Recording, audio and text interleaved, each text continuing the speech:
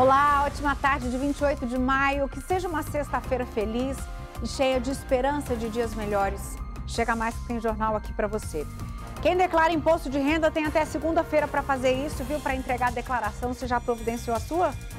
No Paraná, olha essa história. Um homem ajudou um ladrão a levar a máquina de lavar do vizinho sem saber que era um roubo que estava acontecendo. Achou que estava ajudando. Tava, o ladrão. Em Vicente Pires, moradores pedem sinalização que evite acidentes de trânsito nas ruas que foram asfaltadas. Os acidentes são frequentes e a turma anda, chutada, como a gente diz. No dia do hambúrguer, a gente mostra que o DF está bem abastecido, está muito bem servido de lanchonetes com mais variado cardápio. E hoje é dia de promoções espalhadas. Se você está aguardando para comer seu hambúrguer, o dia é hoje, tá? Agora chama seu povo que já estamos no ar e tem muita notícia aqui para você.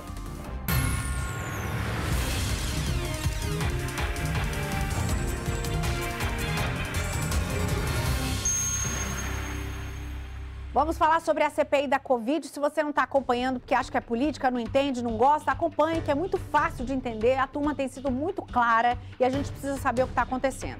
Quem deve ser ouvida na semana que vem é a médica Nise Yamaguchi. Ela é defensora do uso da cloroquina no combate à Covid-19.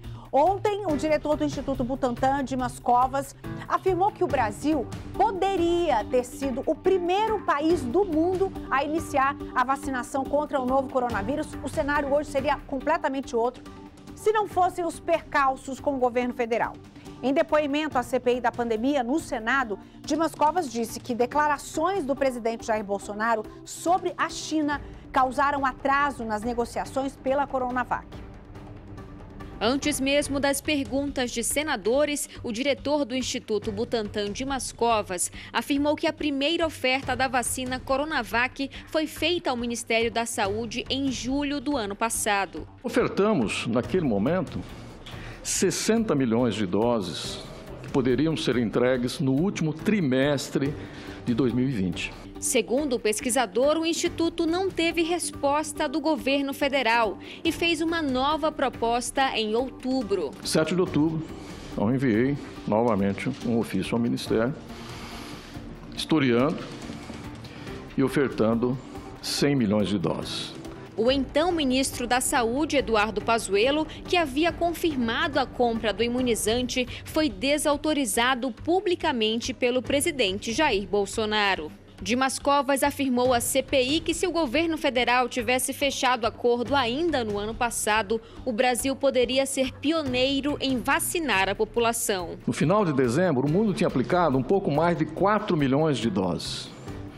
E nós tínhamos no Butantan 5 milhões e meio de doses prontas e mais 4 milhões em processamento. O Brasil poderia ser o primeiro país do mundo a começar a vacinação. Não fosse os percalços que nós tínhamos que enfrentar aí durante esse período. O governo federal só buscou o Instituto Butantan em janeiro deste ano, quando fechou o contrato para a compra de 46 milhões de doses da Coronavac, que já foram entregues. Em fevereiro, foi feito um aditivo ao contrato para a inclusão de mais 54 milhões de doses. Mas com a alta demanda mundial pelos imunizantes, a previsão de entrega pulou de maio para setembro. Para Dimas Covas, o relacionamento entre os governos brasileiro e chinês, nem sempre amistoso, pode ter atrasado a chegada de insumos para a produção de vacinas no país. Essas posições políticas de lado a lado prejudicaram o diálogo federativo para a distribuição da Coronavac no Brasil? Impediu a vacinação de milhões de pessoas num prazo anterior ao que começou. Poderia ter sido amenizada? Poderia sim. Obviamente que não é o único pilar, existem outros pilares.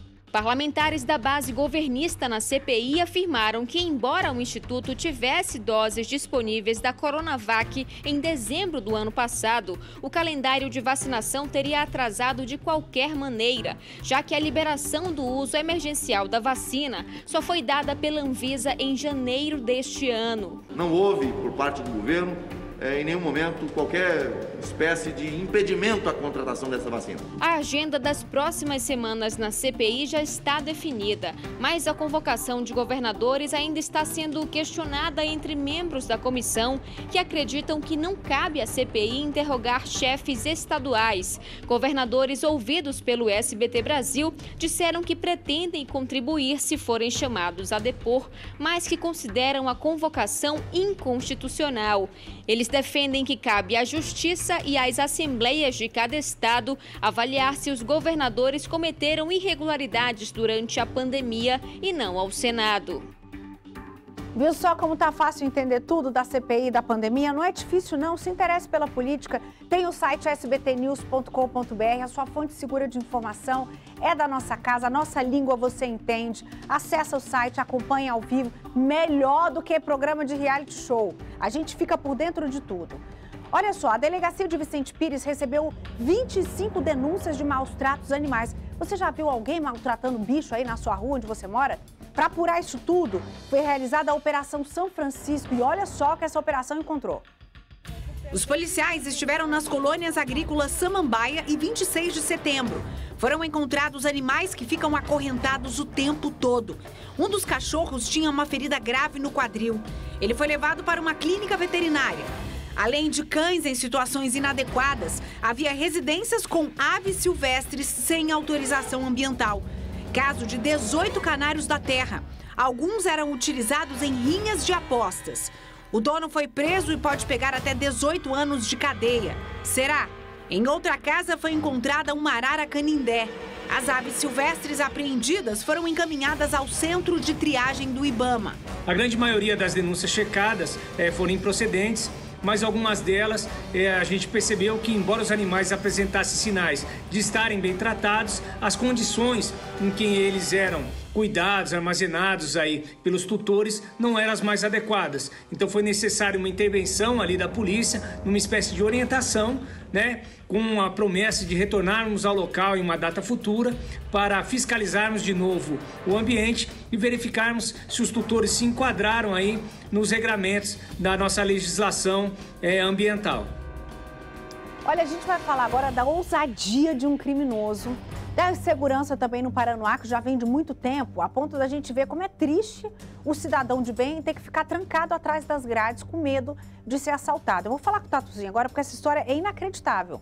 Você vai ver o que um ladrão foi capaz de fazer e o que um vizinho bondoso querendo ajudar acabou se enfiando numa situação que vai explicar depois. Ele vai falar com a gente. Tatuzinho, conta essa história porque ela parece inacreditável. Boa tarde, amigo. Neila, boa tarde para você, minha amiga, a todos assistindo ao SBT Brasília. Uma história e tanto que vem aqui dessa quadra, que é a quadra 22 da região administrativa do Paranoá. Essa é a casa onde tudo aconteceu, onde essa máquina de lavar roupas foi furtada. Até então, Neila, o segundo suspeito que aparece nas imagens seria suspeito, mas na verdade é um jovem bondoso que foi ajudar o ladrão achando que era um idoso que estava precisando de ajuda para levar essa máquina de lavar, que na verdade era uma máquina furtada daquela casa ali, onde há duas residências, uma espécie de kitnet. E isso aconteceu, Neila, há 2 dias e essas imagens têm rondado aqui as redes sociais e todo mundo está sabendo desse caso porque é uma máquina de uma diarista que acorda nas madrugadas para trabalhar, volta tarde para casa e ficou no prejuízo. Uma máquina muito cara. A gente hoje pela manhã, Neila, estivemos aqui conversando com moradores, comerciantes que estão todos assustados com a onda crescente de furtos e também roubos. Vamos ver na matéria. Nas imagens de câmeras de segurança, é possível ver o suspeito chegando a pé e invadindo a residência. Minutos depois, o ladrão sai com uma máquina de lavar roupas. A história desse ladrão ousado vem aqui da quadra 22, no conjunto H, que fica na cidade do Paranoá. Aquela câmera de segurança ali foi que flagrou praticamente tudo. A ação do furto foi nessa residência.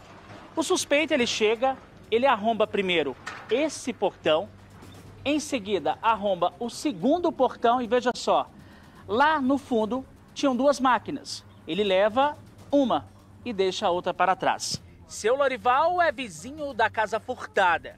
Ele dá detalhes do crime, pois a câmera de segurança da casa dele registrou tudo. Minha neta estava brincando aqui, o portão já estava aberto. Eu falei, Jesus chegou e deixou o portão aberto. Depois que a menina chegou aqui, falou, não, arrebentaram, foi o portão e roubaram a máquina. Nós já estamos na quadra 26, aqui no Paranoá. Essa região aqui também, olha só, foi alvo de furto. Os ladrões entraram aqui em plena luz do dia, era por volta de umas 10 horas da manhã, arrombaram o portão, vieram diretamente nesta kitnet aqui, arrombaram essa grade, a porta e furtaram televisores. Isso 10 horas da manhã. Graziela é vizinha aqui, você estava dormindo na hora quando... Tava. Aí eu só escutei o barulho, aí como a daqui sai, ela abre o portão, né? Aí eu pensava que era ela abrindo um portão para sair pro carro. Aí eu vi muito barulho, aí eu falei, que é isso aí? Quando eu saí, a máquina da vizinha de lavar roupa tava ali e o portão aberto. O botijão de gás dela tava já no meio da casa, que eu acho que eles iam voltar para pegar, né? E as TV já não estavam também. Na quadra 26, encontramos outra triste experiência com a falta de segurança. A cabeleireira Simone, após sofrer tantos assaltos, trabalha assim, atrás das grades. A gente trabalha com medo, né? Qualquer hora pode chegar aqui alguém, como já aconteceu, né? Até a grade mesmo chegar com a arma aqui e assaltar a gente.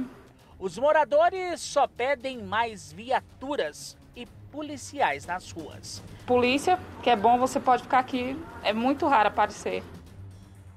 Ai, gente, tem um ditado que fala, quem não pode com a mandiga não carrega o patuá. O cidadão quer levar uma máquina, não tem condição de levar e vai incriminar o inocente. Pelo amor de Deus. O que dizem as forças de segurança sobre esse caso inusitado, Tatuzinho? E sobre a insegurança aí no bairro, né? Orelha, recebemos... Exatamente. Recebemos a nota aqui. A polícia diz o seguinte, que mantém policiamento 24 horas em todo o Paranoá e as rondas são constantes na região. Agora, Neila, você falou da questão do inocente. De forma exclusiva, nós estamos na rua onde tudo aconteceu e o jovem que aparece nas imagens, ajudando o ladrão, na verdade ele achou que seria um idoso carregando uma máquina pesada, é o Cauã Pablo. Cauã, tá chegado aqui na grade para falar com a gente. Como é que foi isso? Ele bateu aqui na sua porta para pedir ajuda? Como é que foi? Ele chegou dizendo que ele que bateu nessa primeira casa, segunda bateu na minha.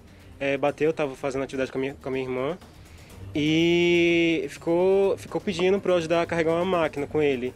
E logo de início eu falei que não queria, não podia agora, porque eu estava fazendo a minha atividade.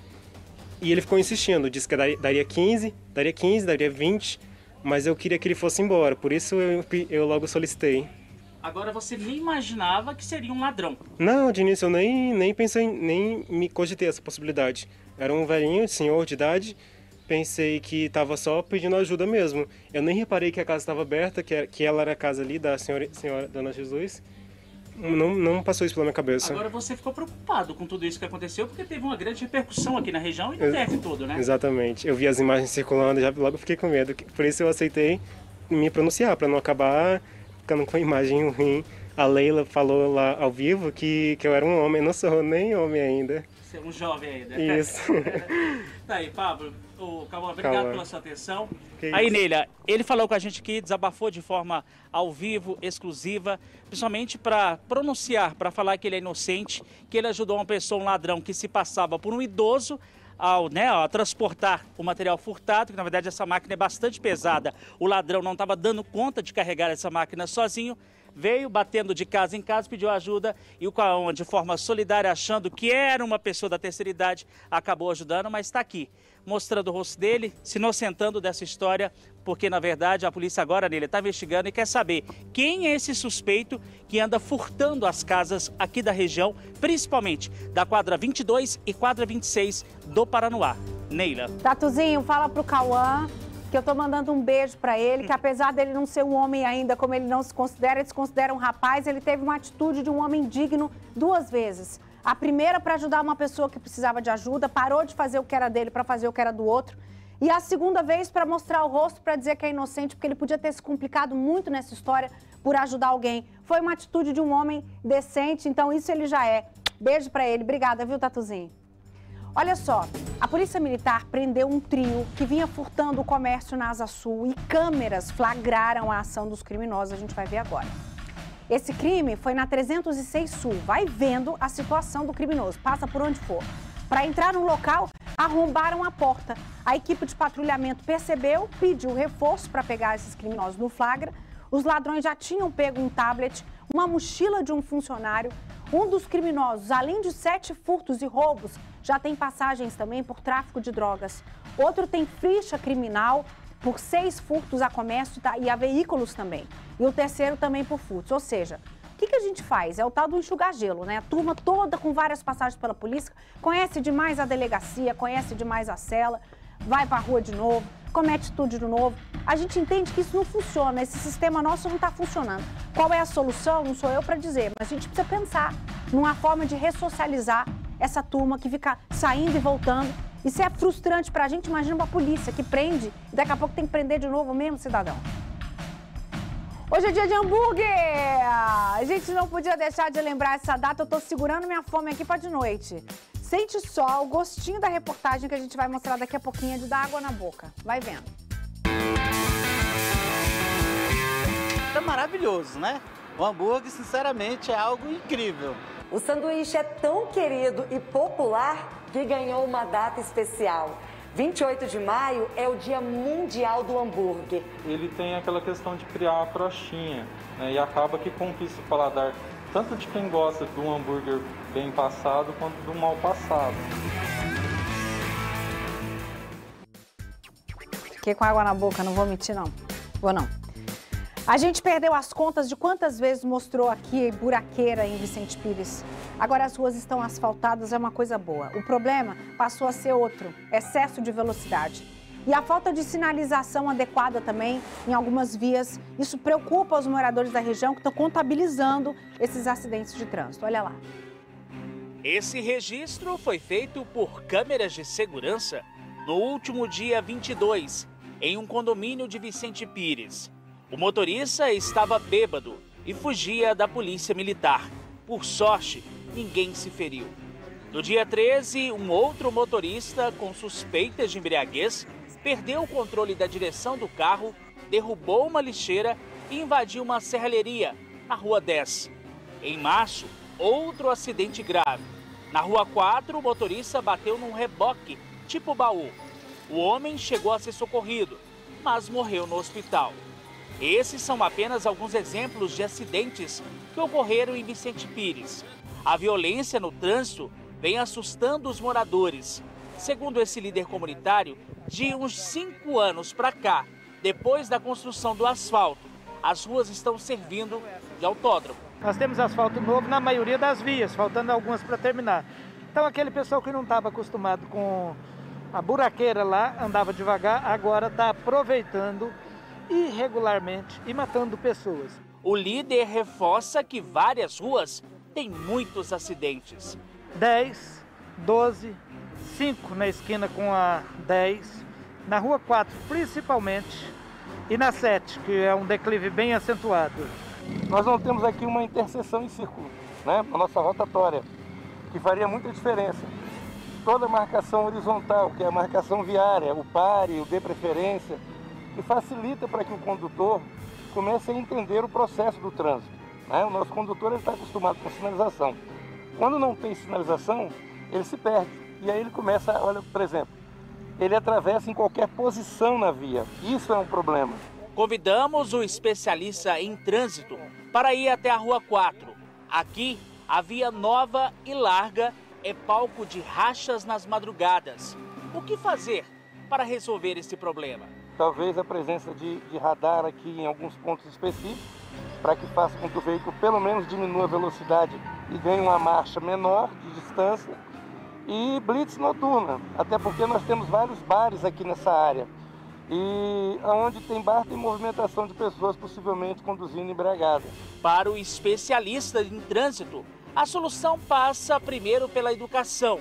O condutor ele precisa se conscientizar do problema da velocidade, da embriaguez e do respeito ao próximo. Mas se com a educação não está tendo o limite, a fiscalização vem e resolve. Nós entramos em contato com o Detran, que nos informou o seguinte: vai enviar uma equipe nesses locais que a gente mostrou na reportagem para averiguar a situação.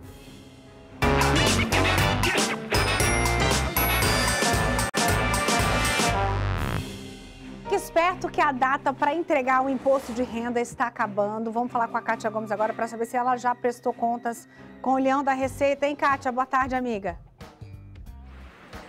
Oi, Neila. Já prestei sim e esse ano o Leão foi bem cruel comigo. E olha, eu acabei de descobrir que eu vou ter que fazer umas alterações ali, porque eu esqueci de declarar, por exemplo, a compra do meu apartamento. Você acredita nisso? Bom, e é justamente para tirar dúvidas sobre o imposto de renda que eu vou conversar agora com a advogada Thaís Maldonado.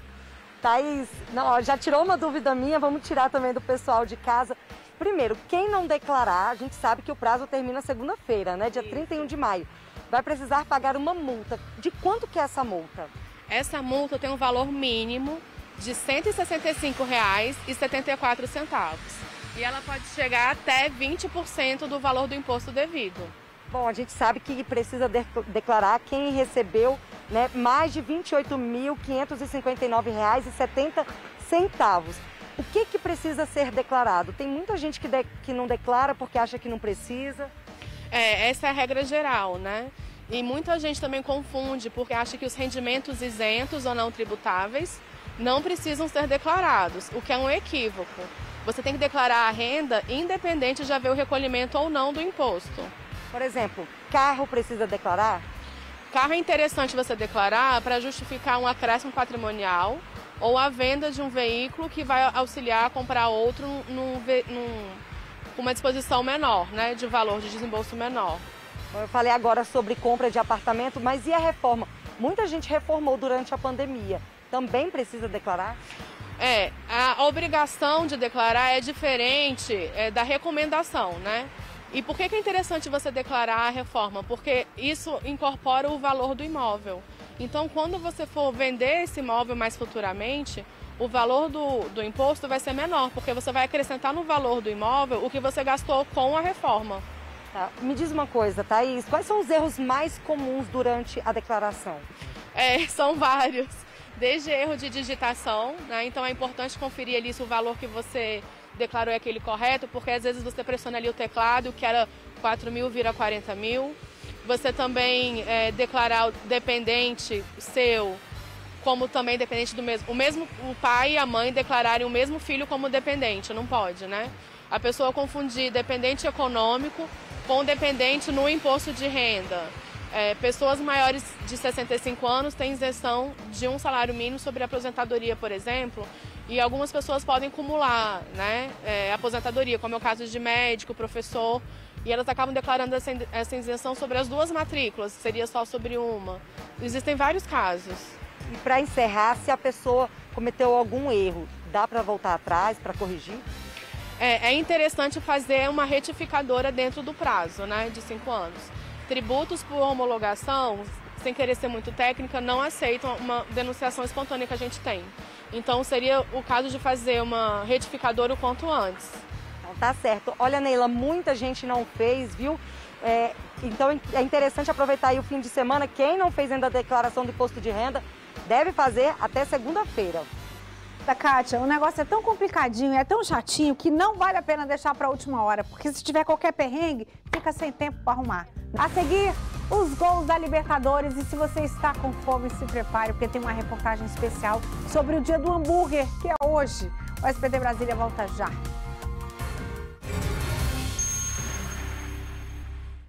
Teve tentativa de homicídio na noite de ontem no Itapuã. A gente vai falar com o Tatuzinho agora o que foi que aconteceu por essas bandas, hein, Tatuzinho? Ô Neila, boa tarde para você mais uma vez. Essa tentativa de assassinato no Itapuã teve uma motivação por conta de um homicídio ocorrido no ano de 2019, vingança. O rapaz, o suspeito de 32 anos, ele aparece de bicicleta e, do nada, ele efetua 5 disparos de arma de fogo contra um homem. Esse homem estava na companhia da namorada dentro de um veículo no Itapuã. Após efetuar 5 disparos, o suspeito foge. Mas só que a arma acaba destravando e atira e atinge a própria perna do criminoso. Ele sai ferido, procurando hospitais, unidade de saúde, até que ele dá entrada, o criminoso, o suspeito de cometer a tentativa de homicídio, no hospital de Planaltina.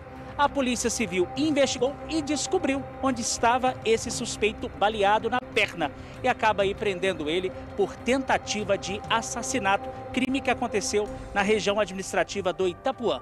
Neila. Obrigada, Tatuzinho. Uma hora a verdade aparece, né, gente? Mentira tem perna curta. Olha, chegou a hora de você que ainda não almoçou.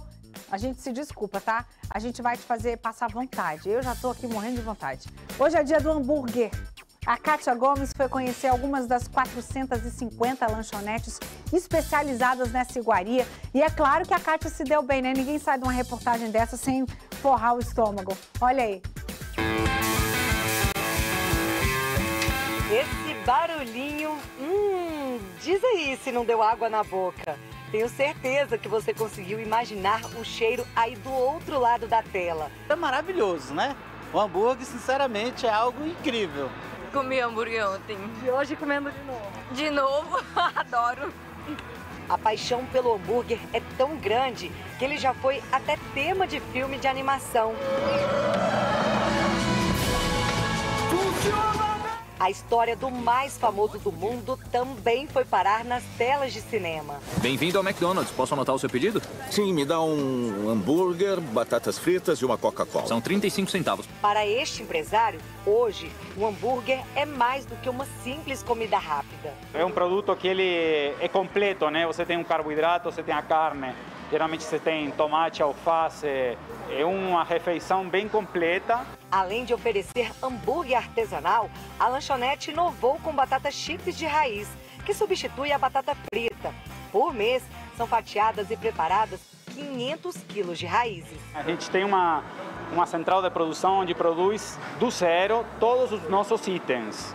Tanto molhos para os shakes. Então eu acho que as pessoas conseguem perceber essa diferença. O sanduíche é tão querido e popular que ganhou uma data especial.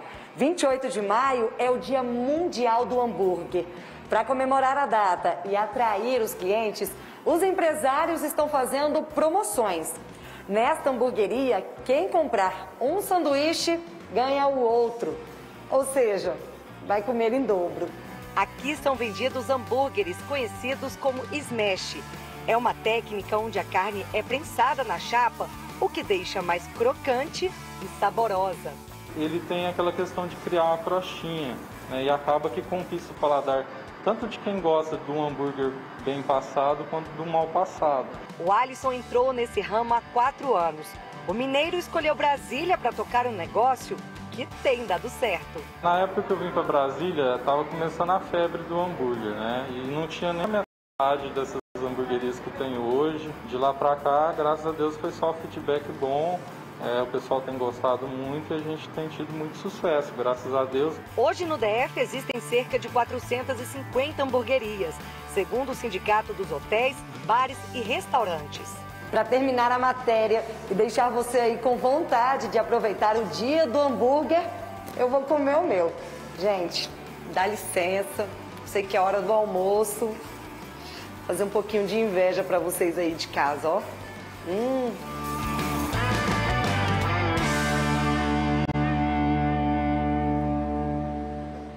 Kátia Gomes nos representa, né? Bom demais. Olha só, o programa Eliana desse domingo tá ainda mais especial. E você sabe por quê? Porque vai ter estreia da nova temporada do Minha Mulher que Manda. Quem é que manda na sua casa? Isso não é a sua mulher? Ela tá fazendo você achar que é você que manda. Vai ser bom demais. Tem as participações da Maiara, do Latino, do Denis DJ, do Carlos Alberto de Nóbrega, da Gretchen e muitos outros artistas com maridos e esposas ao lado. Então você não pode perder essa estreia. É nesse domingo, a partir das 3 da tarde, a gente vai ver um pedacinho.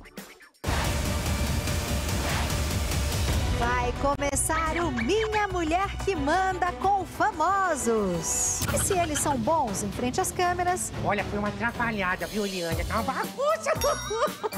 Já não se pode dizer o mesmo dos famosos cozinhando. Meu Deus, você é muito ruim na cozinha. Não é possível que você não preste atenção no que eu tô falando. É duro. Cada casal famoso tem apenas 1 hora para entregar um prato perfeito. Acelera, acelera, acelera! Para de gritar, amor. Mas nem tudo sai como esperado. Você vai ver a que você fez. Então prepare seu fã-clube. Cuidado aí, senão eu vou virar rica. E torça para o seu casal famoso favorito. Vai ser o primeiro casal da vida a não entregar o prato. E não se esqueçam, porque aqui... Minha mulher que manda! Gente, se eu fosse mandar no que meu marido cozinha, eu ia piorar e estragar a comida. Ele cozinha muito melhor do que eu. No próximo bloco, tem a goleada do Palmeiras e o empate do Flamengo pela Libertadores. Mas antes, é claro, você quer saber como é que tá o dia hoje, né? Vamos falar da previsão do tempo. O dia segue com sol e poucas nuvens, temperatura em 26 graus, umidade relativa do ar em 48% e a gente volta já já.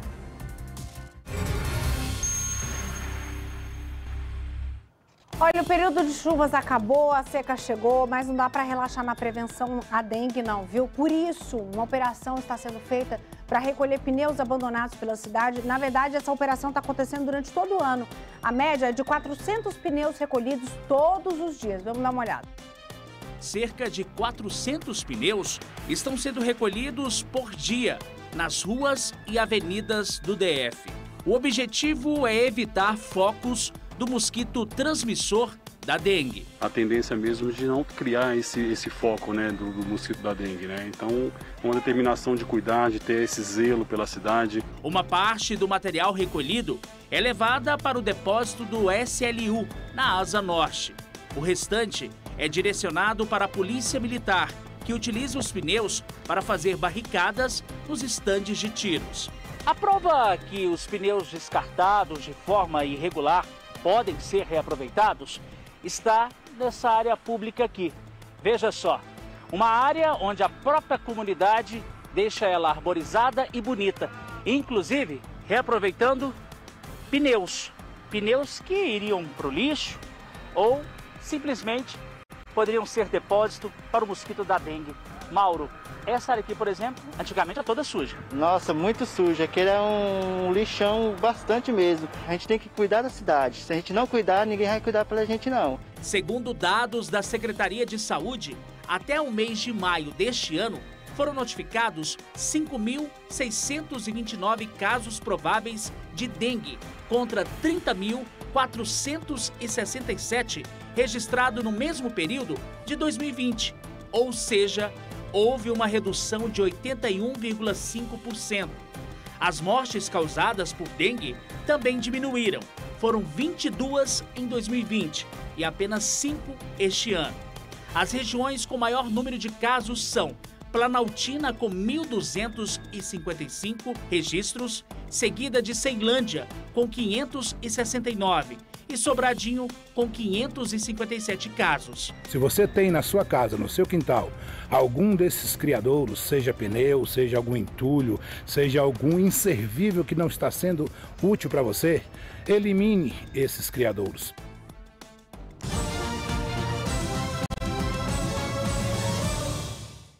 Copa Libertadores, o Flamengo empatou e garantiu a liderança do Grupo G. Agora gol só mesmo no jogo do Palmeiras, viu? O Verdão recebeu o Universitário no Allianz Parque e venceu com facilidade. Matias Vina recebeu na entrada da pequena área e abriu o placar para o Palmeiras. O segundo veio após vacilo da zaga que Zé Rafael não perdoou. Confusão na área do Universitário e a bola sobra para Gustavo Gomes marcar o terceiro do Verdão. O William aproveitou a sobra e fez o quarto. Faltava o dele. Rony recebe na pequena área e marca o quinto de cabeça. E não parou por aí. Após mais uma falha da zaga, Rony aproveita e marca o segundo dele na partida. Fim de jogo, Palmeiras meia dúzia, Universitário do Peru 0. O outro time brasileiro que entrou em campo na noite de ontem foi o Flamengo. O rubro-negro recebeu o Vélez Sarsfield no Maracanã e o placar não saiu do 0. As duas equipes entraram em campo já classificadas. Com o resultado, o Flamengo garantiu a liderança do Grupo G. O sorteio dos confrontos das oitavas de final vai ocorrer na próxima terça-feira. A gente vai ficando por aqui, passou rápido, né? Logo mais tem notícia no jornal SBT Brasília. Muito obrigada pela sua audiência. A gente volta a se encontrar na segunda-feira, 15 para o meio-dia. Aproveite seu fim de semana, mas tenha juízo, tá? Grande beijo, luz para você e até lá.